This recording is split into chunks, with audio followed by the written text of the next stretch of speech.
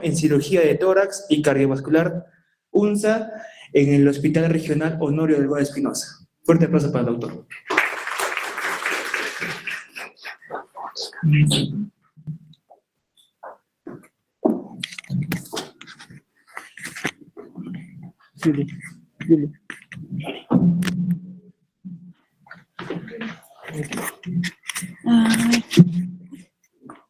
¿Va a perdonar? No sé qué. Ya. Ya está. Ah, ya, este es un puntero, ¿no? Sí, y su micrófono para el público de acá. Ya, sí, eso.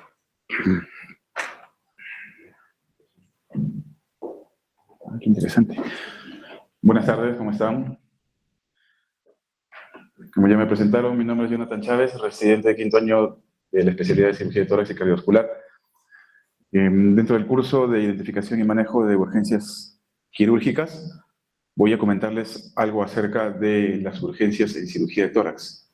Una de las cosas más frecuentes que vemos en la emergencia el día a día es el trauma torácico, ya sea por accidentes de tránsito, agresiones y todos los mecanismos que se puedan imaginar. El tórax se puede traumatizar, incluyendo sus órganos internos. En ese sentido es importante saber identificar este conjunto de entidades que pueden significar una alta mortalidad y morbilidad en estos pacientes. Respecto a la epidemiología, se menciona en los textos que el 8% de los ingresos hospitalarios por trauma están representados por el trauma torácico. Esta también representa la segunda causa de muerte, siguiendo al traumatismo cráneoencefálico. Después mencionan de que la cuarta parte de todos los fallecidos por trauma grave tienen como etiología el trauma torácico, en cualquiera de sus formas. Este trauma se asocia en un 70-90% con otros traumas de otros sistemas, es decir, en el contexto del paciente politraumatizado. El 90% de estas lesiones se dan por accidentes de tránsito, la mortalidad global es alrededor del 10%, y cuando se asocia a otros traumas como el cráneoencefálico o abdominal, pueden aumentar hasta el 25% o incluso el 40% cuando coexisten todos estos traumas. Es importante saber la clasificación según el mecanismo del trauma torácico. Mencionan que uno es abierto cuando existe una comunicación de la cavidad pleural con el exterior, y el otro es cerrado cuando no existe esta comunicación y se dan por diversos mecanismos, traumas de alta energía, impactos, entre otros. Dentro de las condiciones de gravedad que nosotros tenemos que tener en cuenta al momento de evaluar un paciente, son estos diagnósticos diferenciales. Todo paciente traumatizado del tórax potencialmente puede tener alguna de estas condiciones de gravedad, es decir, obstrucción de vía aérea, el neumotórax de tensión, neumotórax abierto, tórax inestable o bolet costal, hemotórax masivo y taponamiento cardíaco. Cualquiera de estas condiciones puede poner en peligro de muerte al paciente, por lo tanto, tenemos que descartarlas en una primera instancia para poder continuar con la evaluación de rutina. En la evaluación inicial de un paciente, lo más importante que nosotros sabemos como médicos es el examen clínico, que nos va a dar más del 50% del diagnóstico, desde que el paciente ingresa, la inspección, la observación, la forma como ingresa, si es que camina o no, si es que está respirando, si es que responde a los estímulos. Todas esas cosas influyen en un diagnóstico precoz y en una actuación oportuna de estas patologías que son mortales en el trauma torácico. En primer lugar, el estado general que mencionaba, los signos vitales. Aquí podemos ver signos de las patologías mortales que mencioné hace rato, taponamiento cardíaco, signos de hipotensión, taquicardia, entre otros. En el examen cardiovascular debemos evaluar el corazón propiamente dicho, mediante los ruidos cardíacos. Debemos examinar los pulsos, si son simétricos, si están disminuidos en todas las extremidades. En la evaluación del tórax, en la inspección debemos observar la respiración, la amplexación, si es que hay asimetrías en la pared torácica o en la misma amplexación, si es que hay estigmas de trauma, es decir, lesiones superficiales en la piel, excoriaciones u otras lesiones que nos puedan indicar que ha habido un traumatismo en esa zona.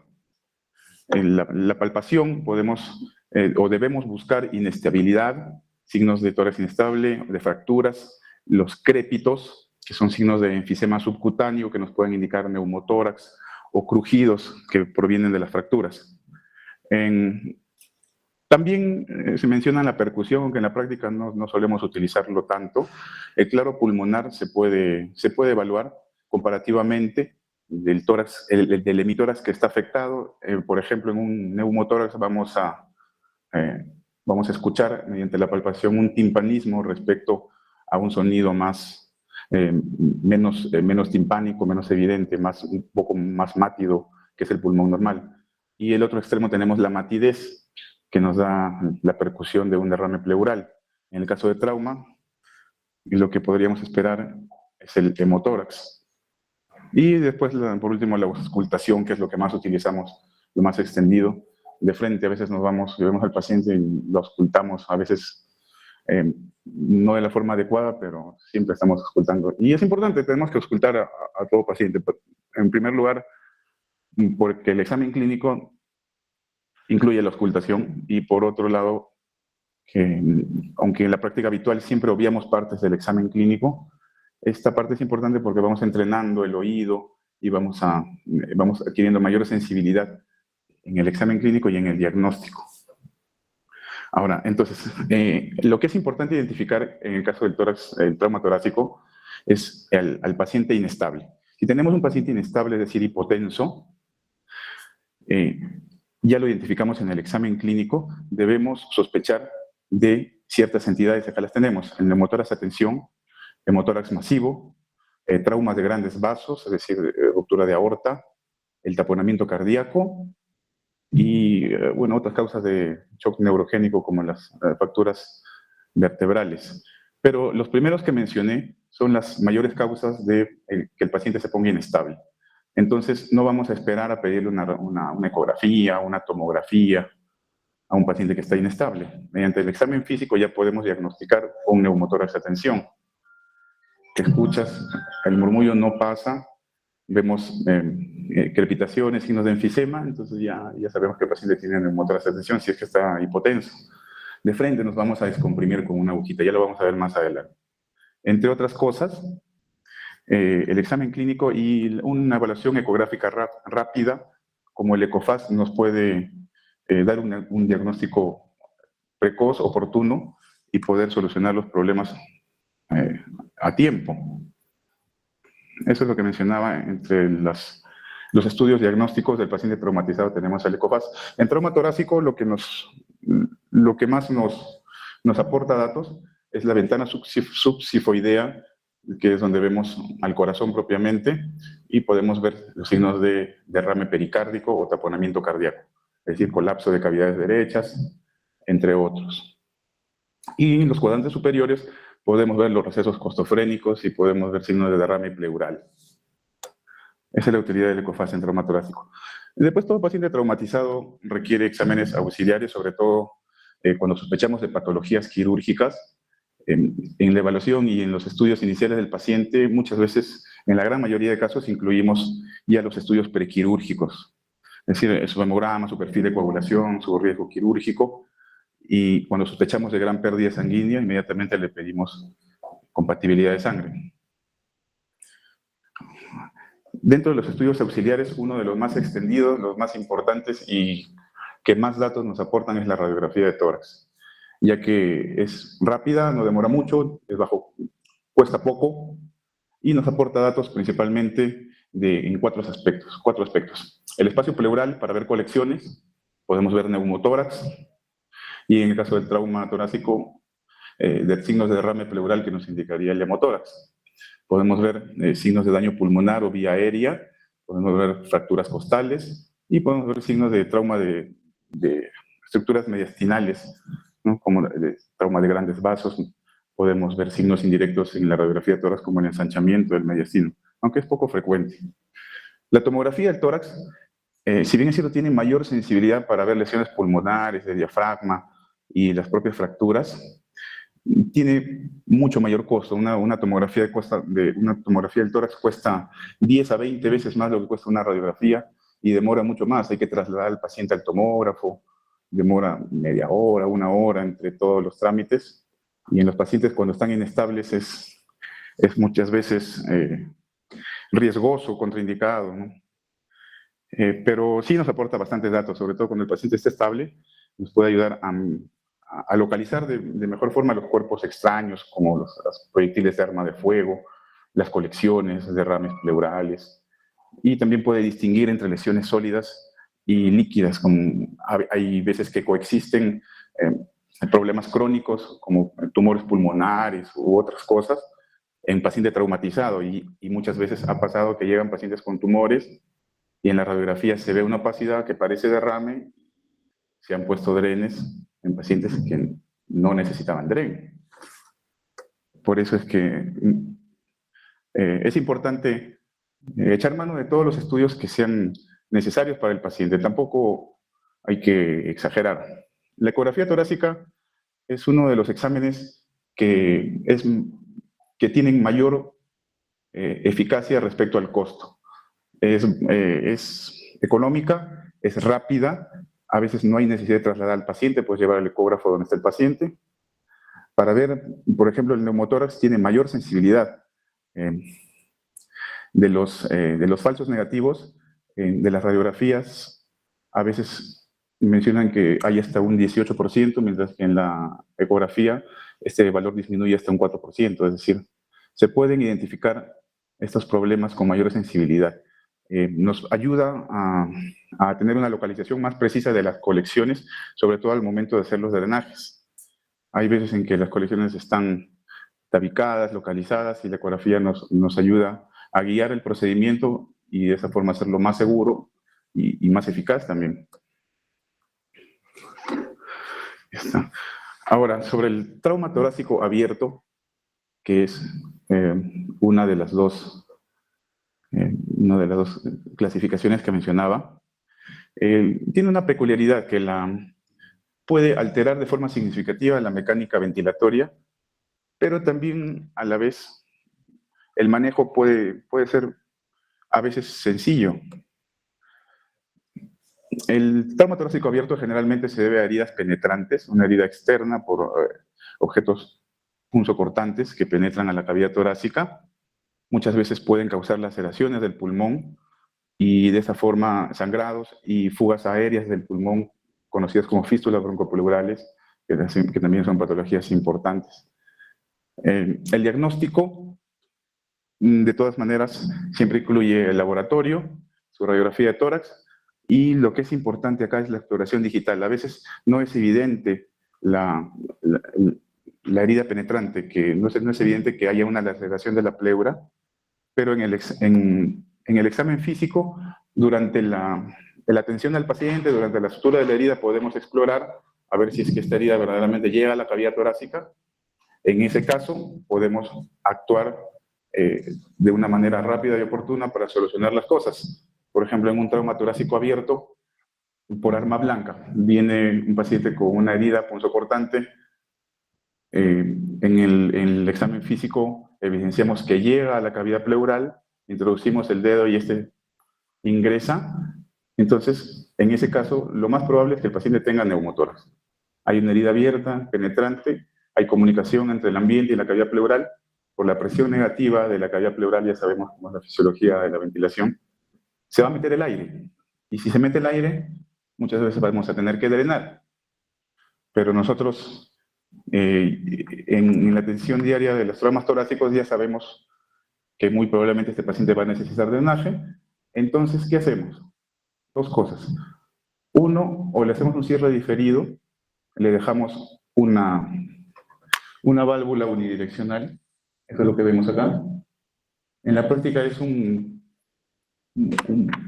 pedazo de material plástico, puede ser una bolsa colectora de orina o un empaque de algún material estéril, se corta en forma de cuadrado y se sella en 3 lados, se deja un lado abierto.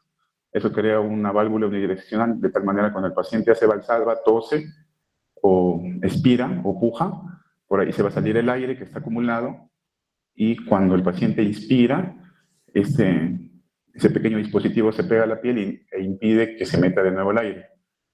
Eso se hace en la práctica. Pero lo que más funciona, lo que más me gusta particularmente es un drenaje transitorio. Es decir, explores la herida, colocas un dren tubular, una sonda nasogástrica, cualquiera de esas cosas, a un sello de agua. Instruyes al paciente que haga Valsalva, le dices que tosa o que empuje, y vas a ver cómo comienza a salir el aire. Comienza a evacúa el neumotórax, y cuando termina de evacuar el neumotórax, comienza a salir el derrame pleural. Por capilaridad, por donde sea que esté colocado el drenaje en una cavidad pleural libre, el derrame, el líquido que esté acumulado va a salir. Cuando termina de salir el aire, por más que el líquido por gravedad se vaya hacia abajo, si el dren está hacia arriba, el líquido va a salir. Una vez que el dren se llena totalmente de líquido, es decir, la sonda rectal se llena con la sangre o el líquido que hubiera en la cavidad, cuando llega al sello de agua que debe estar por debajo del nivel del paciente, por gravedad lo comienza a jalar. Ese efecto se llama sifonaje. Entonces, esa es la ventaja que tienen los drenes pleurales, que donde sea que los coloques, van a funcionar. Ya está. Entonces, una de las patologías más frecuentes del trauma torácico es el neumotórax, ¿no? Por definición, neumotórax, aire dentro de la cavidad pleural. Por distintos mecanismos, uno es el abierto, como había mencionado, el ingreso del aire del ambiente. El otro son las laceraciones pulmonares. Aquí está lo que mencionaba. La etiología es por laceración pulmonar, a veces por fracturas costales que tienen los bordes filosos hacia adentro de la cavidad, laceran el pulmón y eso provoca fugas aéreas y por ende el neumotórax. Puede haber también lesiones de vía aérea, ya sea de la tráquea o de los bronquios. Son lesiones más graves y también provocan fugas importantes. Otro es el barotrauma en pacientes en ventilación mecánica. Por exceso de presión puede lesionarse en la vía aérea y el aire escapar a la cavidad pleural. Otras etiologías son las iatrogénicas por procedimientos como la colocación de vías centrales o los propios drenajes. Dentro del diagnóstico del neumotórax, la radiografía del tórax que mencionaba es una de las herramientas más importantes, que nos aportan más datos. En este caso, para ir directo al grano, por ejemplo, tenemos una radiografía del tórax posterior anterior, en la que vemos un paciente con neumotórax del lado izquierdo. Claramente podemos ver cómo se dibuja, no sé si se ven en esa imagen, pero más o menos por ahí, la línea de la pleura. De la línea de la pleura para la izquierda, es decir, para la parte central, se ve lo que se ve en un pulmón normal. Es decir, la trama vascular, que se ve de color blanco, como una red, la red de vasos sanguíneos, que se ven algo radiopacos, por eso es que vemos una trama que llamamos trama vascular. La trama bronquial se ve radiolúcida, no la vemos bien acá. Pero en el neumotórax, cuando más allá de la línea de la pleura, ya no vamos a ver esa trama vascular. Eso es lo que nos marca una cavidad pleural vacía de una cavidad pleural donde está el pulmón. El otro estudio que también solemos pedir es la tomografía del tórax. Aquí sí no hay pierda, ¿no? Claramente vemos el aire, es una imagen totalmente homogénea y totalmente negra como la vemos, ¿no? El pulmón, vemos claramente la trama vascular, vemos zonas de telectasias que se ven con mayor radiopacidad. Y en la parte donde está el neumotórax, que señala la flecha, no vemos nada de eso, ¿no? Pues sencillamente vemos una imagen totalmente radiolúcida. Otro estudio que mencionaba es la ecografía del tórax. Normalmente en la ecografía del tórax, el pulmón normal que está expandido se ve una silueta entre ambas pleuras que se desliza rítmicamente junto con la respiración.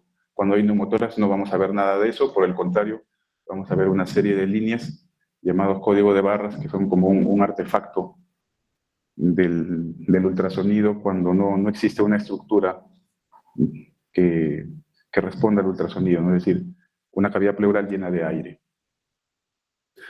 Dentro de este neumotórax puede ser simple o puede ser a tensión, es decir, normotenso o hipertensivo. Cuando el neumotórax es a tensión puede producir todas estas alteraciones hemodinámicas que había comentado al inicio, hipotensión, paciente inestable. Es una emergencia que pone en riesgo la vida, puede matar al paciente en pocos minutos y hay que actuar de forma rápida. Entonces, el neumotórax a tensión principalmente produce en la clínica dolor torácico, dificultad respiratoria, taquicardia, hipotensión, es decir, inestabilidad hemodinámica. En la radiografía de tórax vamos a ver desviación de las estructuras del mediastino al lado contralateral. Principalmente lo que más salta a la vista es la tráquea, ¿no? Es una estructura tubular radiolúcida que normalmente debería estar al centro y en el caso de una neumotórax a tensión se desvía al lado contralateral. En el examen clínico vamos a tener una ausencia del murmullo respiratorio. Vamos a auscultar, no va a haber murmullo en este hemitórax. Si nosotros percutimos, vamos a encontrar un mayor timpanismo en esta zona. Puede haber también signos de un choque obstructivo por compresión de las cavidades derechas, distensión de las venas del cuello, cianosis. Estas son las radiografías de neumotórax hipertensivo, donde vemos a la izquierda claramente, ¿no?, el pulmón totalmente colapsado, leve desviación de las estructuras del mediastino, es decir, de la tráquea. A veces, con el neumotórax, la presión dentro de la cavidad pleural es muy excesiva, puede haber inversión del hemidiafragma de ese lado, como lo vemos en este caso. Este es un niño con un neumotórax hipertensivo severo. Aquí sí vemos incluso los espacios intercostales, los podemos ver aumentados, todas las estructuras del mediastino desviadas y el hemidiafragma invertido. Ya está. El manejo inicial del neumotórax a tensión es la descompresión inmediata. ¿Cómo descomprimimos? Idealmente con una aguja gruesa o con un catéter grueso de 14 G en adelante. Y si no disponemos de esto, pues con cualquier aguja que tengamos a la mano, idealmente una agujita gruesa, 18 o 16. Y si no hay, pues le pones 2 o 3 de las agujas que tengas a la mano. La localización de este drenaje, es decir, de esta descompresión urgente del neumotórax a tensión, se hace en el segundo espacio intercostal al nivel de la línea medio clavicular. Siempre buscando el borde superior de la costilla para evitar dañar las estructuras vasculares y nerviosas. Aquí en esta imagen están los dispositivos que más se utilizan. En la parte de arriba es un catéter pleural número 14, que ya viene diseñado, incluso el empaque viene en forma de lapicero para que lo lleves en tu bolsillo en caso de cualquier emergencia, especialmente para estos casos, ¿no? Es como un Venocat, igualito que un Venocat, solo que es el número 14, bastante gruesito para que lo puedas poner y sin el riesgo de que se tape, va a funcionar al menos para descomprimir.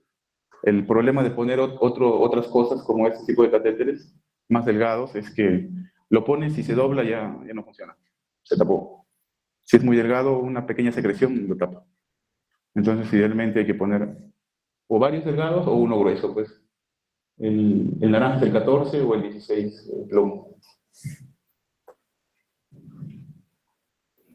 Y ya está. Bueno, esta es una imagen de un neumotórax posterior al drenaje. Ahora, cuando el neumotórax no es a tensión y el paciente está estable, a veces surge la duda, ¿no? ¿Qué le hacemos? Si no le duele nada y tiene un neumotórax, un hallazgo prácticamente incidental, hay que drenarlo. No siempre, ¿no? Por más que sea traumático, las consideraciones a tener en cuenta para drenar un neumotórax generalmente es que sea moderado, es decir, más del 20%, o que el paciente tenga clínica. Es decir, alteración de los signos vitales o dificultad respiratoria. Esos son los síntomas. Frecuencia respiratoria de más de 24 a más, frecuencia cardíaca aumentada, o una presión arterial alterada, o saturación de oxígeno menos de 90, o habla entrecortada. Disnea son algunos de los criterios para drenar un neumotórax independientemente de la cuantía o del tamaño. Por más que sea leve, el paciente tiene algún síntoma, se debería drenar. Y si es que no, si el paciente no refiere a alguno de estos síntomas y tiene un neumotórax leve, es decir, menos del 20%, en la práctica, en una radiografía de tórax, consideramos la distancia interpleural. A nivel apical, es decir, en el ápice, una distancia más de 3 centímetros y una distancia interpleural lateral más de 2 centímetros en la radiografía de tórax, ya es un criterio para drenar un neumotórax. Si es que no tuviera ninguno de estos criterios, se puede optar por un manejo conservador. ¿Qué es hacer un manejo conservador? Es decir, observación. Lo miras al paciente, en algunos casos le podemos poner oxígeno a alta concentración, no porque requiera, no porque desature, sino porque el oxígeno a alta concentración ayuda a barrer el nitrógeno de este aire que está acumulado, porque sabemos que el aire es principalmente nitrógeno. Entonces, barremos el otro gas y por ese mecanismo disminuye el neumotórax. Y el enfisema también. Hay pacientes que llegan con neumotórax, a veces más se quejan del enfisema, que es la acumulación de aire en el tejido subcutáneo, que de otras cosas. Y dicen, no, pero y me duele acá, siento como globitos. Se le pone oxígeno, alta concentración, máscara reservoria 15 litros, la mayor concentración que podamos. 24 horas se reabsorbe más del 50% del enfisema o del neumotórax. Siempre que no hayan fugas aéreas, ¿no? Ya está. Ahora, eso es lo que mencionaban. Si es que un neumotórax es atención, sí o sí tienes que descomprimirlo con su aguja. Y si sabes que ya tuvo neumotórax atención, entonces, después que lo descomprimes, hay que ponerle un DREN. Porque fue una acumulación masiva de aire dentro de la cavidad torácica, por la razón que fuere, sea fuga aérea del parénquima o sea ingreso de aire del ambiente, lo que sea, va a necesitar un DREN para hacer el diagnóstico, para el seguimiento, para cualquier razón. Entonces hay que ponerle el DREN. Cuando hay neumotórax, atención. Ahora, cuando el neumotórax no ha sido atención, ha sido leve, puedes optar por el manejo conservador si es que no tiene síntomas. Si es que ha sido un moderado que amerita un drenaje, le pones el DREN. Otra opción a poner el DREN tradicional que nosotros conocemos, que es un catéter 24 a 32 French, es decir, de 8 a 10 milímetros. Imagínense un tubo de 1 centímetro de diámetro que te lo metan entre las costillas, solamente porque se te acumuló un poquito de aire. A veces es un poco cruento y siempre el DREN duele bastante. En algunos pacientes no lo toleran porque el dolor es muy intenso.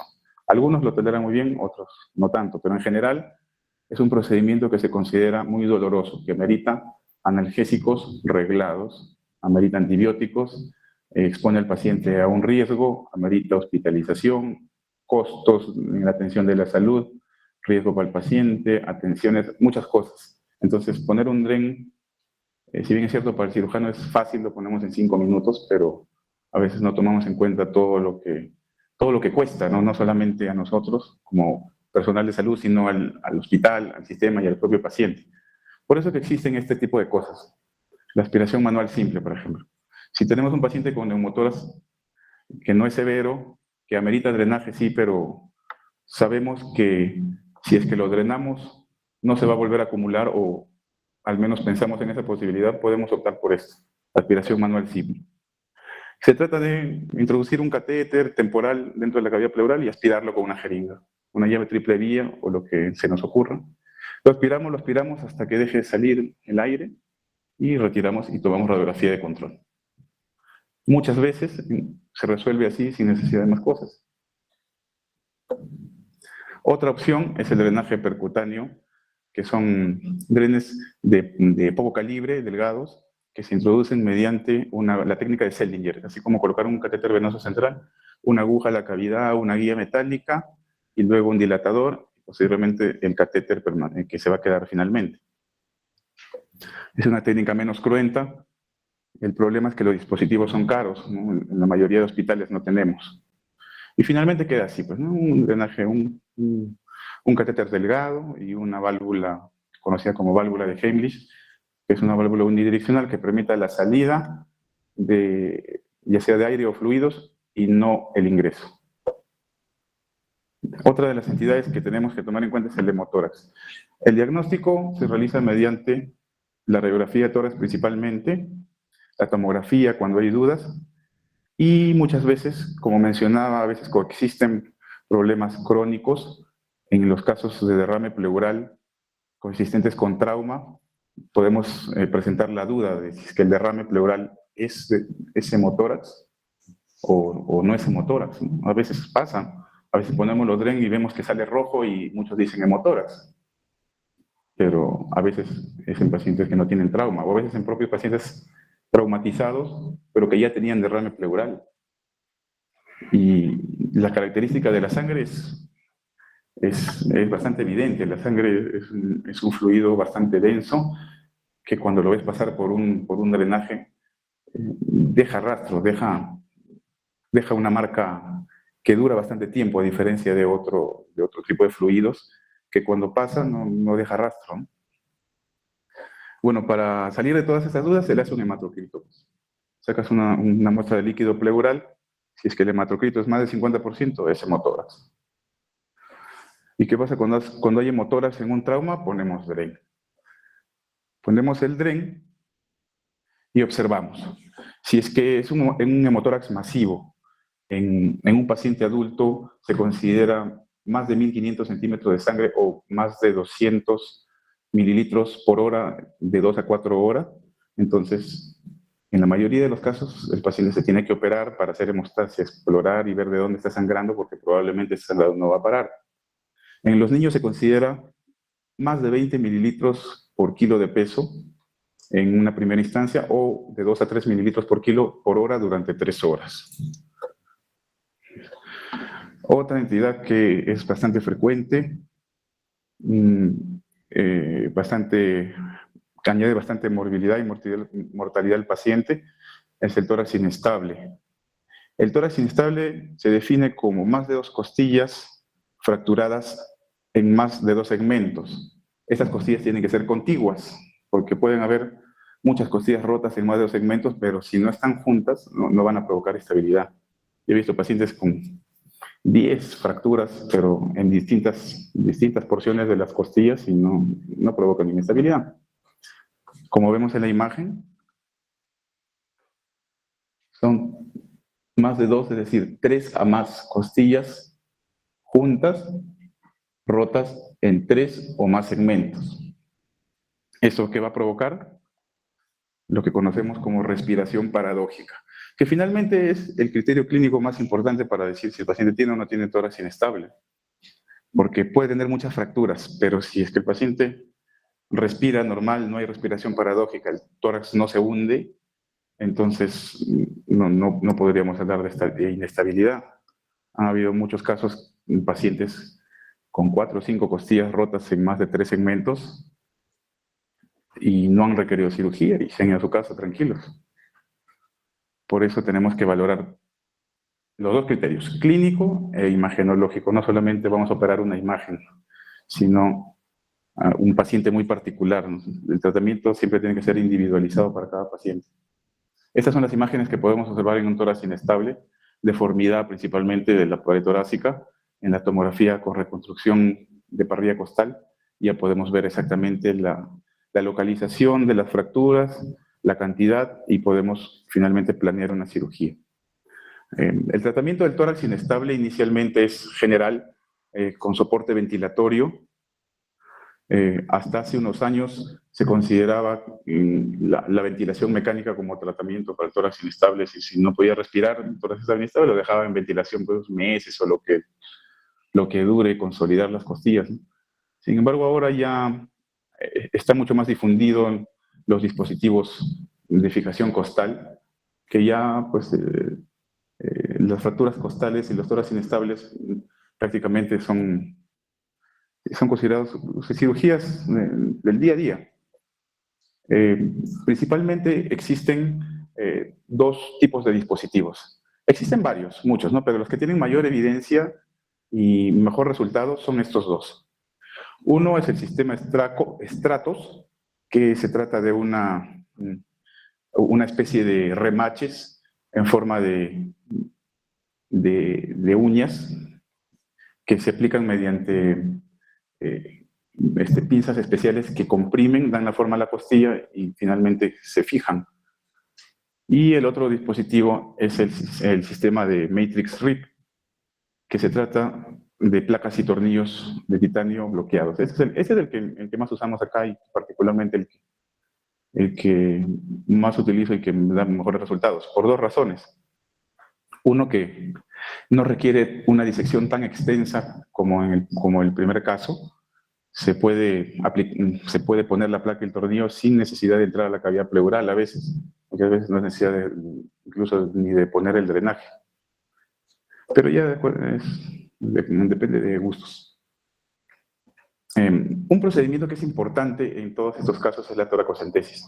En el primer nivel, cualquier médico está perfectamente capacitado para hacer una toracocentesis, al menos para el diagnóstico o para el mismo drenaje, ¿no? Se puede hacer una toracocentesis. Una de las posiciones más utilizadas es el paciente sentado con los brazos hacia adelante. Ubicamos la punta de la escápula a ese nivel. De ese nivel, el espacio inmediatamente inferior corresponde al séptimo espacio intercostal. Ahí podemos punzar de forma segura. En la imagen de la derecha podemos ver las estructuras que componen el espacio intercostal, que son las que vamos a atravesar finalmente al hacer una toracocentesis. Primero la piel, tejido celular subcutáneo, y cuando llegamos al espacio intercostal, por seguridad, lo que hacemos en la práctica es ubicar con los dedos los espacios intercostales superior e inferior. Al medio de los dos dedos, en teoría, debemos tener a la costilla. Entonces, con la jeringa lo que hacemos es punzar directamente la costilla, porque la costilla es una estructura ósea que sabemos que no vamos a lesionar. Entonces, una vez que identificamos la costilla, retrocedemos y vamos buscando el borde superior. En el borde superior de la costilla, si bien es cierto, siempre van a haber estructuras blandas, vasos sanguíneos, nervios, pero son estructuras que no son importantes, cuya lesión no van a causar molestia ni problemas al paciente, a diferencia de las estructuras que están en el borde inferior de la costilla, que es el paquete vasculo nervioso intercostal, arteria intercostal, nervio intercostal, vena intercostal. Si punzamos a ese nivel, podemos lesionar, podemos causar sangrado, podemos causar dolor excesivo al paciente. O sea, un problema que de repente no vamos a saber cómo resolver. Entonces, si es que aprendemos a hacer el procedimiento de forma segura, es decir, buscando el borde superior de la costilla, en la mayoría de los casos, por no decir en todos los casos, no vamos a tener problemas. Por último, y no menos importante, tenemos que conocer el procedimiento más extendido en la especialidad, que es el drenaje torácico, que soluciona muchos problemas y también puede causarnos otros problemas, ¿no?, si es que no lo hacemos bien. Por eso es que es importante reconocer los reparos anatómicos para poder hacer el procedimiento de forma segura. Entonces vamos a buscar el triángulo de seguridad, que se ubica entre el borde lateral del músculo pectoral mayor, el borde anterior del músculo dorsal ancho y una línea transversal que pasa a través de las mamilas. En ese triángulo vamos a tener pocas estructuras musculares y vasculares que podamos lesionar. Entonces, ahí es donde vamos a poner el drenaje. Más o menos se estima que a nivel de esta línea intermamilar vamos a ubicar al quinto espacio intercostal, a este nivel. Hacia arriba podemos poner el dren en el quinto o en el cuarto espacio intercostal de forma segura. Para poner un drenaje, en realidad no existe ninguna contraindicación absoluta. Si el paciente necesita un drenaje, pues hay que ponerlo. Ahora, el hecho de que el paciente tenga problemas de coagulación, infecciones de la piel, o de repente colecciones tabicadas o adherencias dentro de la cavidad pleural, nos van a dar más problemas, más cosas en que pensar y más posibles complicaciones, está bien, pero si el paciente necesita drenaje, hay que drenarlo, ¿no? Esto no nos va a impedir que el paciente tenga su drenaje. Si el paciente tuviera un hemotórax masivo, hay que hacer una adecuada reposición de volumen. Si es que el paciente necesitara cirugía, hay que programarlo, pedirle sus cosas prequirúrgicos y operarlo, pero el drenaje siempre que está indicado hay que ponerlo. Para poner un tubo de drenaje se necesitan materiales mínimos, ¿no? Como equipos de protección personal, instrumental quirúrgico adecuado, campos quirúrgicos, gasas antiséptico, guantes, anestésico local, una jeringa de preferencia de alto volumen de 20 mililitros, un ajo de bisturí, el tubo de tórax. Lo que utilizamos generalmente para estos drenajes son las sondas rectales. Existen catéteres de drenaje pleural especiales diseñados para el tórax, pero en la mayoría de hospitales del ministerio no tenemos, ni en el seguro también hay, ni en el seguro los tienen. Lo que utilizamos en la mayoría de los casos son sondas rectales, que son bastante baratas, cuestan unos cuantos soles y funcionan igual. También vienen estériles, vienen de todos los calibres. Para drenar ya sea un neumotórax o un hemotórax en un trauma torácico, utilizamos casi siempre drenes de grueso calibre, de 24 French en adelante. Porque en un trauma torácico siempre presumimos que va a haber sangrado de algún lado. Y si ponemos un dren delgado en un paciente que sangra, probablemente se va a coagular y se va a tapar. Entonces necesitamos drenes gruesos. Se fija generalmente con seda negra y este dren que mencionaba se conecta a una manguera de látex estéril y finalmente va a un frasco de drenaje torácico. Acá hay una imagen del frasco. Acá está. Esos son los frascos de drenaje torácico. El frasco de drenaje torácico también todos deberíamos conocerlo. Generalmente utilizamos una botella de vidrio, que es el sistema de una sola cámara. También se pueden utilizar sistemas de 2 o 3 cámaras. Hay sistemas comerciales que vienen en cajitas de plástico de 3 cámaras. Pero lo que utilizamos en los hospitales en la práctica es esto, porque es barato, un frasco de vidrio se puede reesterilizar y puede servir para muchos pacientes. Es fácil de cambiar, no requiere mayor ciencia, lo que sí necesitamos entender cómo funciona. Este es un frasco de vidrio que posee un sello de agua, es decir, un tubo de vidrio que está sumergido en agua, valga la redundancia. Idealmente, el extremo de este tubo debe estar sumergido 1 a 2 centímetros. Ni más ni menos. Si está sumergido más, eso dificulta el drenaje. Si es que está muy superficial, eso aumenta el riesgo de que se meta el aire. Entonces, esta es la distancia ideal. Siempre el tubo largo, el que va al sello de agua, es el que va conectado al dren del paciente. Y el tubo corto, que va al ambiente, que está abierto a la atmósfera, está libre. Ese es un error que se comete muy a menudo, es conectar el dren del paciente en el lado incorrecto. ¿Y eso qué ocasiona? Que cuando el paciente tose, hace presión positiva, esa presión entra por acá y todo el sello de agua se sale y se cae al piso y crea un charco de agua. Y lo peor de todo es que se pierde el sello y después se le mete el aire al paciente y todo el mundo se asusta, grita, y lo peor de todo es que después clampan el drenaje y no te avisan hasta que pasó ya muchas cosas. Entonces, cualquier médico que evalúe al paciente, cualquier personal de salud, debería estar capacitado para al menos ver un drenaje, ver que esté conectado correctamente, no necesariamente hacerle el drenaje, ¿no? Porque eso es ya algo que corresponde a la parte quirúrgica, pero al menos el manejo general, ver que esté bien conectado y que no vayan a haber problemas después. Entonces, una de estas cosas que tenemos que tener en cuenta para ver que el drenaje esté bien es la oscilación. Cuando el drenaje está bien conectado, en el nivel de agua, nosotros vemos una oscilación que va junto con la respiración. Cuando el paciente inspira, la columna de agua sube. Cuando el paciente expira, la columna de agua baja. Eso es normal, eso lo llamamos oscilación. Lo que no debe haber es burbujeo,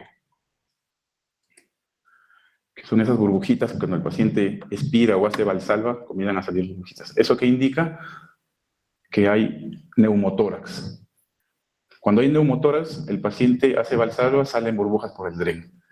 Eso es normal, cuando el paciente tiene neumotórax. Pero ya después que pusiste el dren al día siguiente, cuando el pulmón ya expandió, ya no debería burbujear. Ahora, si es que sigue burbujeando, y eso nos indica otras cosas. En un paciente traumatizado generalmente son fístulas broncopleurales que provienen de lesiones del pulmón. En traumas abiertos, traumas penetrantes o en los mismos traumas cerrados de alta energía por las lesiones costales se producen laceraciones pulmonares y pueden haber fugas aéreas. Entonces el DREN burbujea, burbujea y no para de burbujear. Eso se llama fístula broncopleural traumática. Cuando el paciente tiene una fístula broncopleural de alto gasto, es decir, burbujea, burbujea, no deja de burbujear, y esto dificulta la respiración del paciente, eso también es una urgencia quirúrgica. Hay que operar al paciente por fístula broncopleural. Aunque no es muy frecuente, ¿no? Eso nos vamos a dar cuenta ya después de colocar el drenaje. Si es que este nivel de agua no oscila, es decir, no sube, no baja con la respiración, voy a indicar dos cosas. Uno, o que el drenaje está fuera de la cavidad, lo pusieron mal, lo pusieron afuera, o se movió, o se salió, o que el pulmón ya respondió totalmente. Hay veces en que el pulmón responde totalmente y se adhieren las pleuras y deja de oscilar el DREN. También a veces pasa. Ya está, eso es lo que comentaba, el burbujeo. Y el drenaje lo retiramos en dos casos. Cuando no hay burbujeo durante 2 días o más y cuando el drenaje, es decir, el gasto, el líquido que sale es claro y es menos de 100 centímetros cúbicos al día. Esos son los criterios generales para retirar un drenaje de torácico.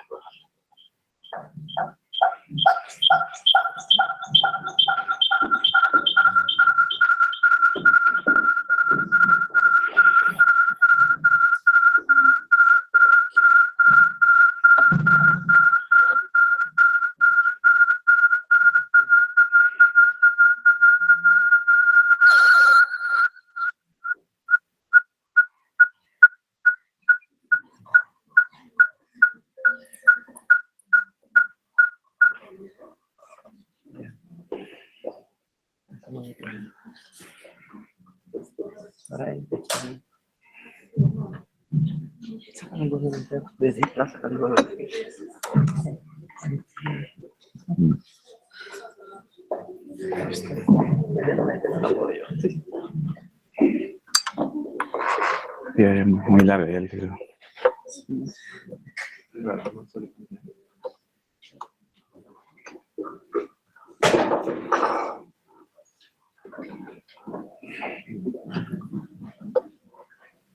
Es la suerte, pero.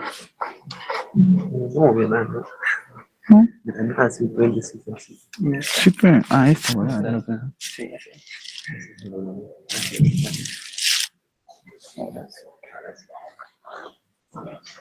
Ahora sí. Gracias.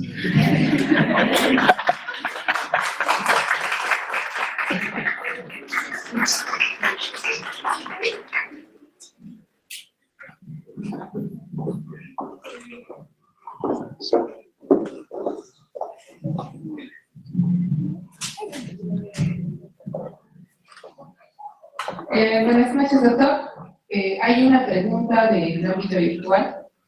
Doctor, en el neumotórax masivo, ¿por qué se prefiere una toracotomía en vez de una toracostomía con tubo de drenaje?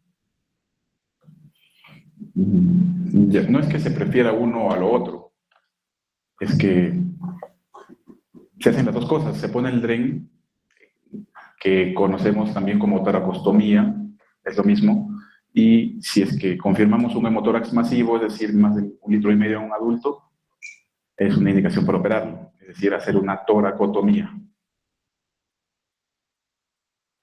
Bien. Muchas gracias, doctor. ¿Alguna pregunta de los presentes? Bien, muchas gracias, doctor, por la ponencia del día de hoy. Recordarles a los compañeros que están por la vía virtual que la palabra clave es válvulo. Entonces, este es un presente de parte de CIREX. Gracias. Gracias.